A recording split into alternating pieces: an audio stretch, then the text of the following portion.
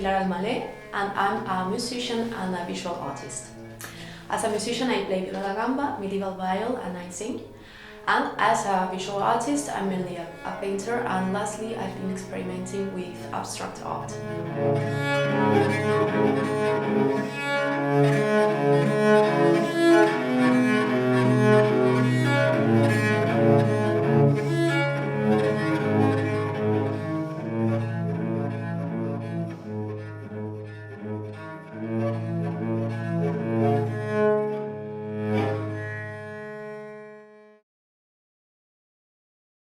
I would say music influences to my painting. To explain this, I might have to tell you a bit about my story. So I started studying viola da gamba when I was 12 in the conservatory. And when I turned 18, I started fine arts at Seville University. So at that point, I was studying in the conservatory and in university. I was studying music and I was studying fine arts at the same time. So my dream was, I was really obsessed with the ways of connection of both arts. It was like a dream, and of course I'm not the first. Stravinsky was really obsessed with that, Scriabin too. So yeah, it was like the dream to connect both languages into one single language. And for that, I created a chord system when I was 18 in one of the essays I had to do in fine arts to connect both languages in one. So basically, this chord system was based in translating visual characteristics into sound characteristics.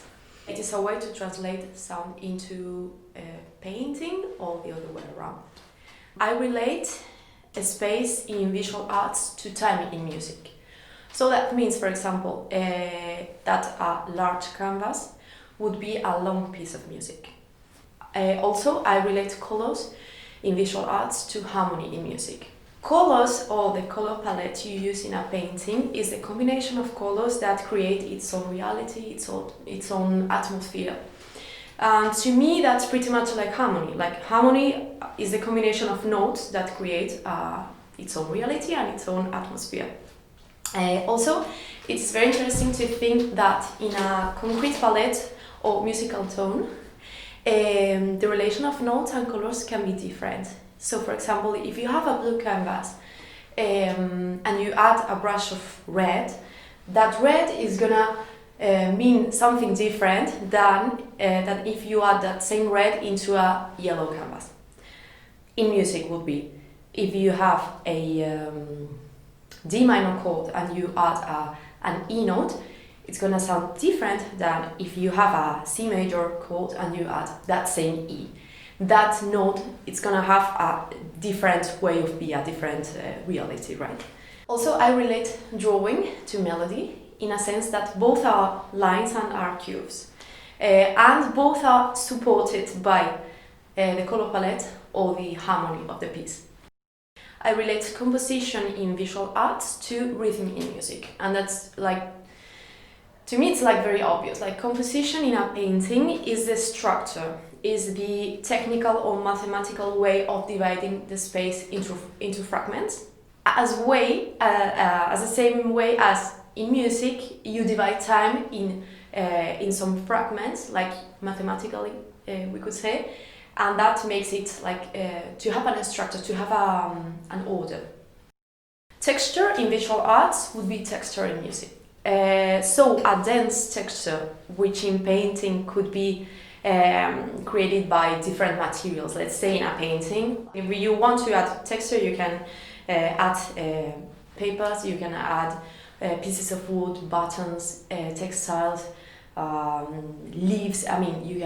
You can stick anything to the canvas, right? And then paint over it, so that makes it to have texture. So in music, for example, polyphony would be a kind of a music form that usually has a very dense texture. And if you leave the canvas just like with a painting, a kind of liquid painting, you don't add that much density. That will be like homophony, for example.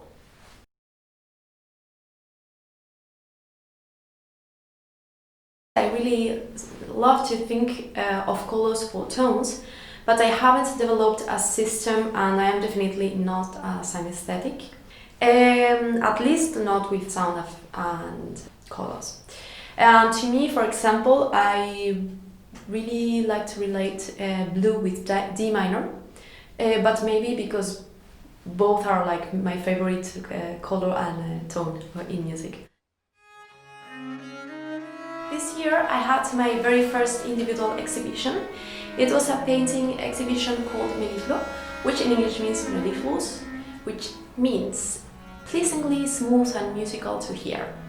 Okay, so the exhibition was composed by 47 paintings I made interruptedly in 5 years. So it had many different emotions and styles on it. So a way of making the exhibition more solid was dividing it in 3 sections, which I related to music forms.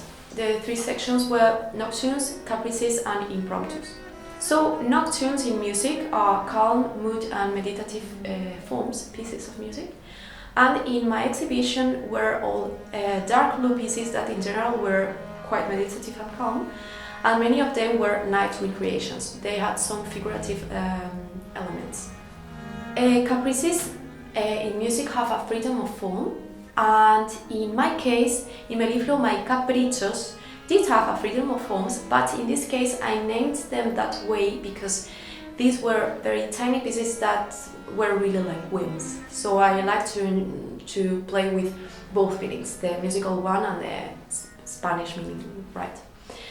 Impromptus are 3 pieces of only one movement, and in Melitlo, impromptus were individual, in general white, and 3 pieces. And creating this was really like playing, and I remember I listened to a lot of jazz while painting them. So I feel you can see the game of adding motifs and ideas on the canvas, like buttons, strings, papers. I feel you can see that jazzy thing on impromptu pieces.